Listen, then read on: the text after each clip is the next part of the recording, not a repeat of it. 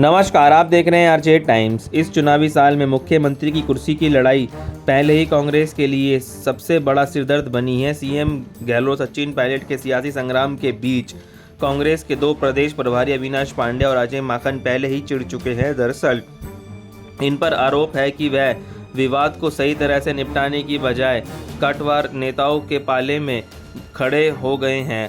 अब यही काम तीसरे प्रभारी सुखविंदर सिंह रंधावा कर रहे हैं। वह खुले तौर पर सीएम गहलोत की भाषा बोल रहे हैं। पूर्व डिप्टी सीएम सचिन पायलट ने वसुंधरा राजे के खिलाफ करप्शन मामले को अपनी ही सरकार के खिलाफ अनशन कर फिर से बागी तेवर अपनाए। गहलोत समर्थन का मानना है कि इस अनुशासनहीनता पर कार्रवाई होनी चाहिए। इस बीच पायलट और उनके समर्थन इसी वकालत कर रहे हैं कि 25 सितंबर को सोनिया गांधी के खिलाफ की गई बगावत में कार्रवाई होनी चाहिए। आपको याद ही होगा कि पिछले साल 25 सितंबर को पॉलिटिकल ड्रामे में कांग्रेस का अंदरूनी किला सड़क पर आ गया था।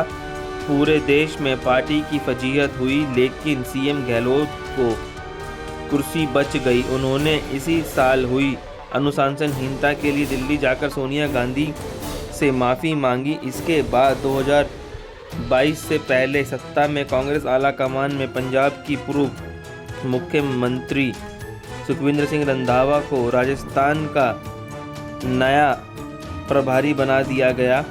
कांग्रेस नेता राहुल गांधी की भारत जोड़ो यात्रा से ठीक पहले राजस्थान आए। कुछ दिन तक राहुल भारत यात्रा के दौरान सब ठीक ठाक था, लेकिन कुछ दिन बाद ही गहलोत पायलट के बीच बयानबाजी शुरू हो गई। सब कुछ जानते हुए भी प्रदेश प्रभारी रंधावा कुछ नहीं कर सके। नतीजे थे कि सचिन पायलट ने अपनी ही सरकार के खिलाफ अनशन कर दिया। गहलोत समर्थन की तरह पायलट के अनशन को रंधावा ने पार्टी विरोधी कदम बताया दिया था। इसी तरह पायलट ने जब 25 सितंबर के बगावती की कार्रवाई की मांग की तो रंधावा ने मीडिया से कहा कि बगावत कोरोना काल से पहले भी हुई थी। गहलोत इसी को लेकर पायलट को गद्दार बता चुके हैं। आइए जानते हैं कि गहलोत पायलट की लड़ाई में ऐसी बयानबाजी के पहले दो प्रभारियों की कैसे छुट्टी हुई थी। पहले ही बार अविनाश पांडे की सीएम गहलोत पायलट के बीच मुख्यमंत्री कुर्सी की जंग 4-5 साल चली है। जुलाई 2020 में सचिन पायलट उनके समर्थन विधायकों ने मानेसर में बगावत कर दी थी।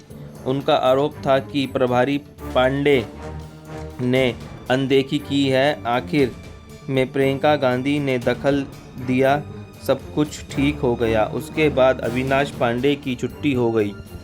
उस दौरान सचिन पायलट उनके समर्थन विधायकों द्वारा कांग्रेस आला कमान से शिकायत की गई। प्रभारी अविनाश पांडे जो हैं वो गहलोत गुट को समर्थन दे रहे हैं और उनको अनदेखी कर रहे हैं। 16 अगस्त 2020 को पांडे को प्रभारी पद से हटा दिया गया। कांग्रेस आला कमान ने अविनाश पांडे की छुट्टी कर दी। उसके बाद अजय माकन को कांग्रेस का प्रभारी बनाया। राजस्थान में माकन का जोरों से स्वागत किया गया। माकन के प्रभारी रहते राजस्थान में 5 विधानसभा सीटों पर उपचुनाव हुए। कांग्रेस जीती तो माकन को प्रदेश सरकार और गहलोत के गढ़ गाने लगे कि हेलीकॉप्टर के साथ बैठकर चुनावी दौरे किए। एक बार तो गहलोत की गाड़ी के पायलट ही सचिन को बना दिया, लेकिन कुछ साल बाद ऐसी नौबत आई कि अजय माकन पर ही गंभीर आरोप लग गए। दरअसल पहले गहलोत समर्थन कर रहे थे, माकन के स्वर बदल गए और वो कहीं ना कहीं सचिन पायलट को समर्थन करने लगे। और 25 सितंबर 2020 का दिन आया। मल्लिकार्जुन खड़गे आला कमान से जयपुर आए। मुख्यमंत्री निवास पर कांग्रेस विधायक दल की बैठक बुलाई गई, लेकिन गहलोत गुट के विधायकों ने बैठक का बहिष्कार कर दिया।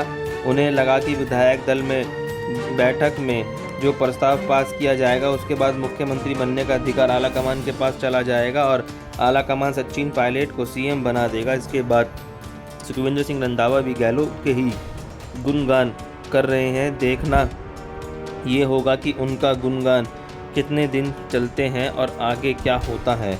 बहुत बहुत धन्यवाद। आज टाइम्स को देखने के लिए लाइक सब्सक्राइब जरूर करें।